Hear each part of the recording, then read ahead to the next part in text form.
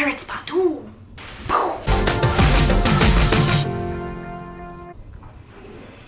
Ahoy, me mateys! Welcome back. If you haven't heard the first part of the story, click the Jolly Roger and that'll take you right to it. Last week, I be drawing a picture of Captain Shaw. This week, I be drawing a picture of his love, Arowana.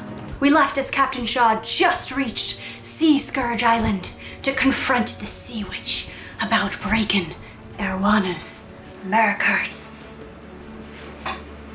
When Captain Shaw be climbing out of the water, he be seeing that what he thought were trees growing on the island were pointed rocks jutting out of the earth like teeth. He be suppressing a shutter and be emptying the water from his boots. I ain't no lily-livered landlubber, he said aloud. He started walking inland toward the rocks, and just as he be taking a step around one of the boulders, a high-pitched cackling filled his ears.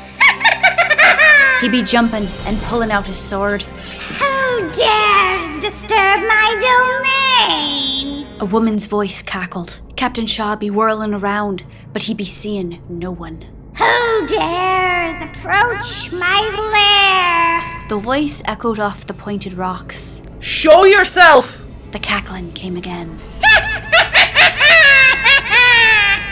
You already see me. I am the very island you stand on. I am the dirt beneath your feet. I am the rocks you look down on. Captain Shaw frowned. Are ye cursed too?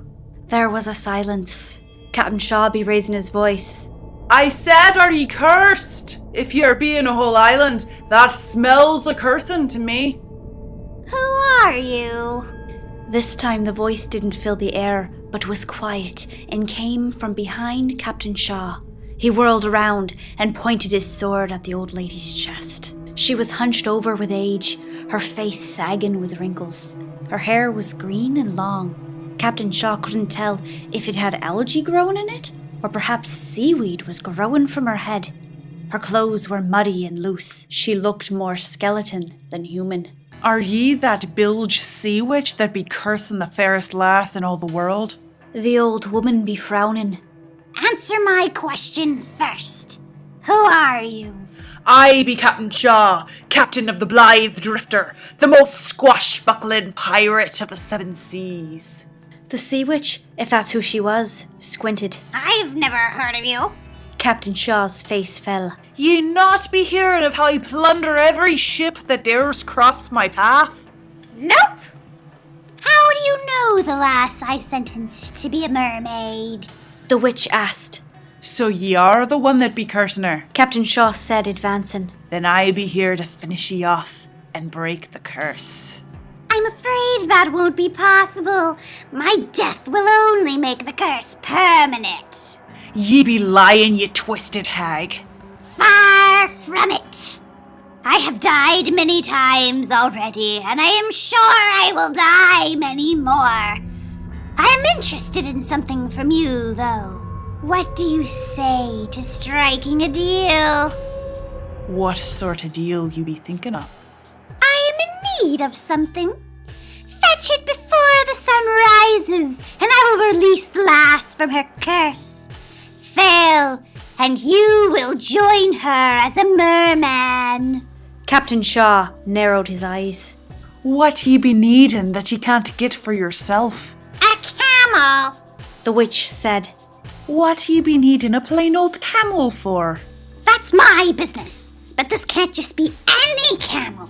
It must be the finest camel in all the world. How should I be knowing which camel is the finest? The sea witch smiled, showing broken teeth. I think you will find your merlass will have some useful insight. Have the lass bring me the camel before sunup, and she is free. Do we have a deal? She extended a hand with claw-like fingernails. Captain Shaw didn't take it. Are you worried you won't be able to acquire it? Is it perhaps too much to ask of such a lowly pirate? Captain Shaw puffed out his chest. I can be looting the finest treasure in the world when I wants to be. Then one camel camel shouldn't be too difficult. The witch stepped towards him, hand still outstretched. Captain Shaw hesitated, then he sheathed his cutlass, reached out, and shook the old witch's hand. Excellent! There was a burst of lightning and a crack of thunder.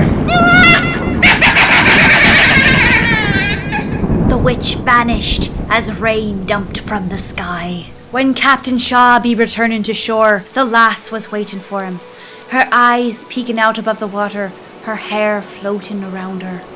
The rain didn't seem to be bothering her. Captain Shaw was shivering something mighty, though. When she saw him, she popped her head out of the water. What happened? I was afraid you weren't going to come back, especially after that lightning hit the island. I thought it might have struck you. Captain Shaw waded into the cold water. He'd be thinking he was already drenched, but as the water filled his boots, he'd be realizing he was wrong. That barnacle of a sea witch be asking for a camel. He said, A camel?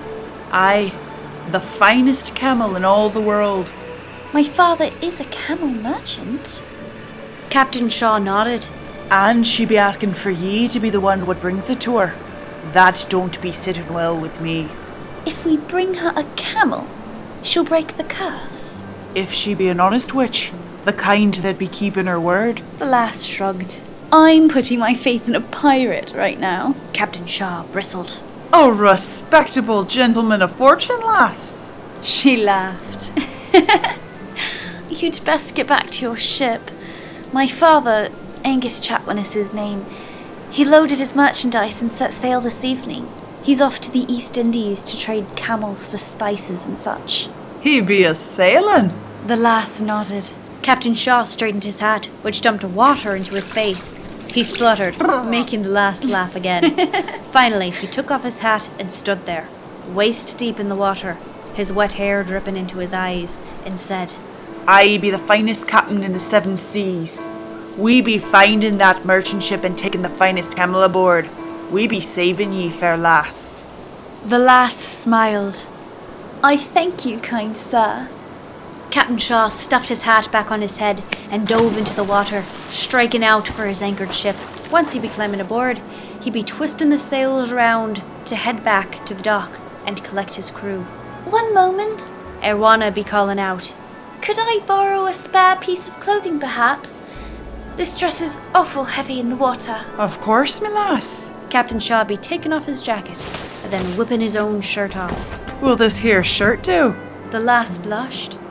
I suppose.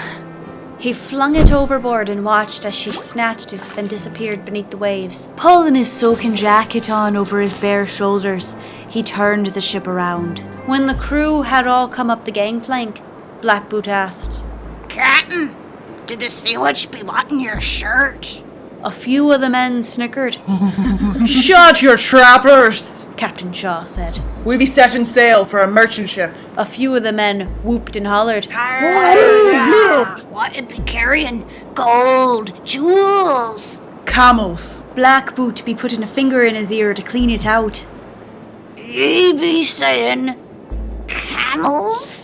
The sea witch be needing the finest camel in the world to be breaking the lass's poor merkers.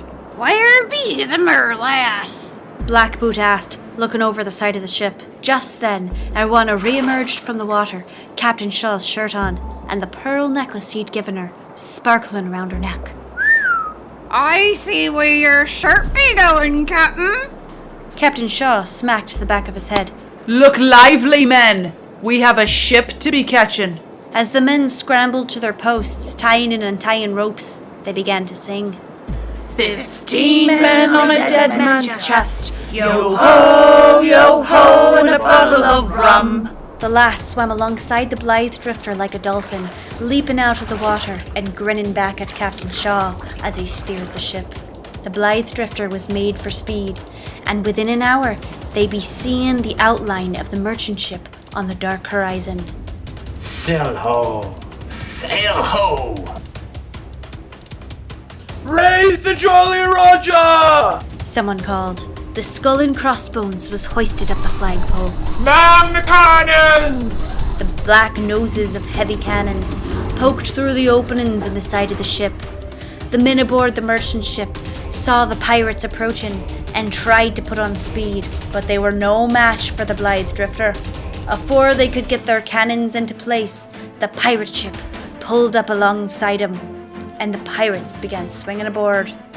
Captain Shaw grabbed a rope and jumped over the side of the ship, sailing over the sea below and letting go as he cleared the side of the merchant ship. He landed on his feet and drew his cutlass. We be seeking the finest camel in the world. He said. Hand it over, and we be letting ye live. The captain of the merchant ship came forward. What's the meaning of this? I've never had pirates so bold as to attack my ship. Then ye never be meeting me afore. I be Captain Shaw, the fiercest pirate in all the 7 seas, and I be seeking your finest camel. Get off my ship this instant! The merchant captain roared. He advanced on Captain Shaw, but then his eye caught on something in the water. The lass be watching the exchange with wide eyes. The merchant captain blinked in disbelief. Daughter, what are you doing here? Ye be the lass's father, Angus Chatwin. Captain Shaw grabbed the man by the front of his shirt. Ye be the man what's causing her so much trouble. Ye be the one that's putting a curse on her. Ye be the one making us loot your own ship for a camel to break her curse. I'll skewer your gizzard, ye salty sea bass. What ye have to say for yourself? The bewildered merchant looked back and forth between the pirate and his daughter. Daughter, what are you doing with the likes of this pirate? Has he kidnapped you? Captain Shaw be shoving the merchant away in disgust. I be no kidnapper. Ye be the one that's making her walk the plank. Hand over the camel if ye be wanting to live. The merchant drew his sword and charged Captain Shaw. I'll never let you have my daughter. Their swords struck, the metal ringing out. Erwana gasped, and the pirate crew cheered. Avast! Captain Shaw said, parrying each thrust of the merchant's sword. I be the best swordsman in all the 7 seas. Ye not be wanting to duel with the likes of me. The merchant only attacked more fiercely, but Captain Shaw sidestepped and blocked each lunge without trouble. Be getting the fine camel, me hearties, He called. Our finest camel isn't even aboard. The merchant called. He went missing this evening. We had to set sail without him. Ye be lying. Captain Shaw said, dodging the merchant as he swung out wildly. But then he be remembering the camel that he tried to steal that very evening. Take a camel if you're so determined. The merchant said, But the Sea Witch will never accept it. She knows when something is from good stock, and when it's nothing more than an imposter. He spit in Captain Shaw's face and shoved him backward. Captain Shaw, thinking about the camel he had lost, was taken off guard. The merchant thrust his sword forward, and Captain Shaw was too slow to block it. The sword sank into Captain Shaw's shoulder. No! The lass screamed from the water. Captain Shaw be stumbling backward, tripping over a barrel, and landed on his back. The merchant raised his sword again, but Captain Shaw rolled, bringing his leg up and catching the merchant in the side and tossing him overboard. The pirate crew be cheering and drawing their swords. Avast! Captain Shaw bellowed. His crew halted. Captain Shaw grasped his wounded shoulder and got to his feet. There be no loot for us here. Away! The pirate crew groaned, but dove overboard or swung back over to the pirate ship. Captain Shaw grabbed a rope with his good arm, but one of the merchant's men grabbed the back of his jacket. Not so fast there, pirate. Captain Shaw felt a pistol put to his back. There's a nice reward for catching the likes of you. Dead or alive, it says. I think we deserve a little reward for the trouble you've caused us. Captain Shaw turned, intending to fight the man for the pistol, but before he could touch him, the man gave a startled cry and fell to the ground. Looking down, Captain Shaw saw the lass flopping on the deck, her tail having knocked the man over. I climbed the rigging on the side of the boat, she said, smiling. The man twisted round and aimed the pistol at the lass. Captain Shaw kicked the pistol out of his hand. Then he bent down, scooped the lass up into his arms, and jumped overboard. The Blythe drifter was already sailing away, and Captain Shaw be grabbing a rope dangling from it, letting it tow them away. Ye have quite a father there, lass. Erwana frowned. Indeed. Where be your mother? I've never known her. My father forbids me to speak of her, I'd be sorry to hear that. Captain Shaw said. She must have been a fine woman with a daughter like ye. Erwana be watching her father's merchant ship growing smaller as they sailed away. I'll never know. Why'd you go and risk yourself to save me? Captain Shaw asked. You should have stayed in the water, where you was being safe. I didn't want to lose you, She said. You're the only man who's ever looked out for me before. You're the only one who's ever tried to help me. Ducking her head, she said. I like that about you. I like it a lot. Captain Shaw smiled. I'd be marrying you right now, fishtail and all, if you'd be agreeing to it. A pirate and a mermaid. It's a fair bit better than a landlubber and a mermaid. I think I'd like that, She said. I never wanted to marry before because all the men I met were so cruel. Thinking of being locked inside all day, cooking and cleaning, for a husband who treats me like a slave? I would never be allowed to have adventures. I would never be free. But with you, everything's an adventure. It's strange that with you, I've been in the most danger of my life, and yet I felt the safest. I swear on me ship, the Blythe Drifter, that I never be making ye cook for me and me crew, unless ye get tired of the grub. Erwana grinned. Yo ho ho! She be taking off the captain's hat and putting it on her own head. A pirate's life for me. Will you marry me then? He asked. Yes, She said. of course I'll marry you. A flash of bright light lit the water, looking like lightning had struck. When Captain Shaw had blinked away the effects of the light, he saw the lass clinging to his neck was no longer half fish, but she had 2 long human legs. Shiver me timbers. He said. The curse. It be broken. Erwana stuck her toes out of the water. How this be happening? Captain Shaw asked. I suppose it was different than we realised. She said. I wasn't cursed until I chose to marry someone my father wanted me to. I was just cursed until I agreed to marry at all. That be a mighty strange curse. Captain Shaw said. You shouldn't have to be cursed into marrying a bloke. At least now you won't have a mermaid for a wife.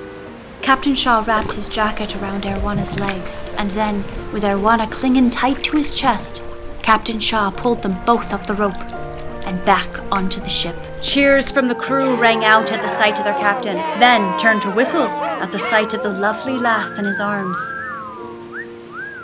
Ye be breaking the curse. Blackboot said. Indeed. Said Captain Shaw. And we be needing your trousers. We've a wedding to celebrate. As a disgruntled Blackboot handed over his pants, standing in front of Erwana and an old pair of trousers with a hole in the backside, he saw Erwana adjust her strand of pearls. Did the captain be giving ye that necklace? Blackboot asked. Erwana be nodding. I told him it was fitting for a mermaiden. Blackboot whistled. Our captain be collecting pearls all the livelong day. He be diving for oysters and stringing 'em up together himself. Erwana's hand tightened around the gift. He made it himself? He didn't tell me that. Blackboot chuckled.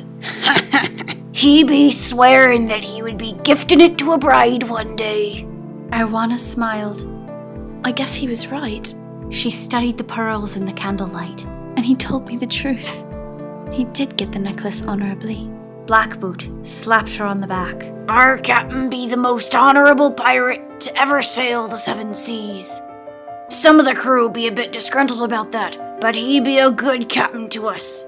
Always gives us our share of the booty.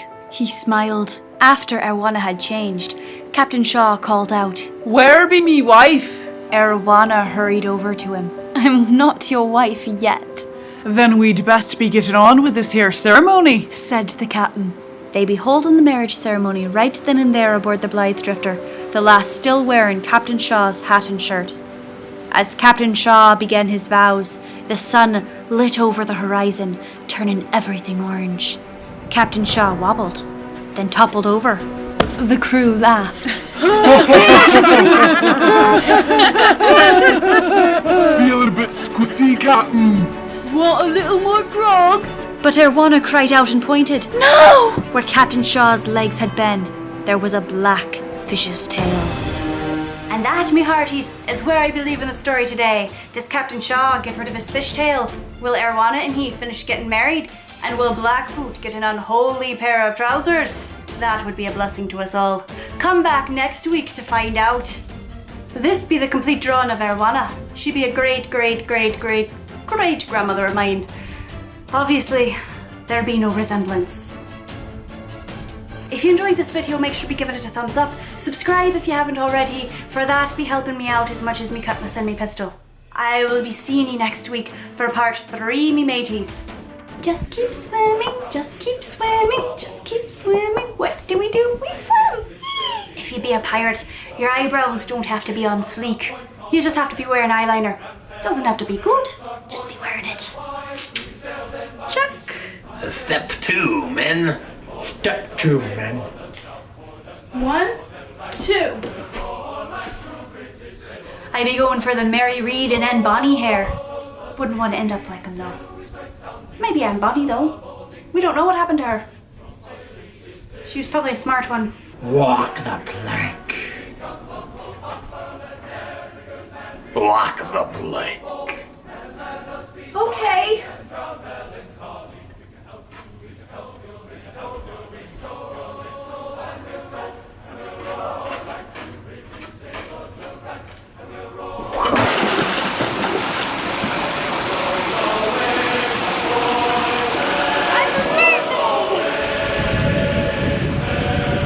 That lass be no ordinary lass. I swear it by me tattoo. Bye. That's enough, Lance. That's enough.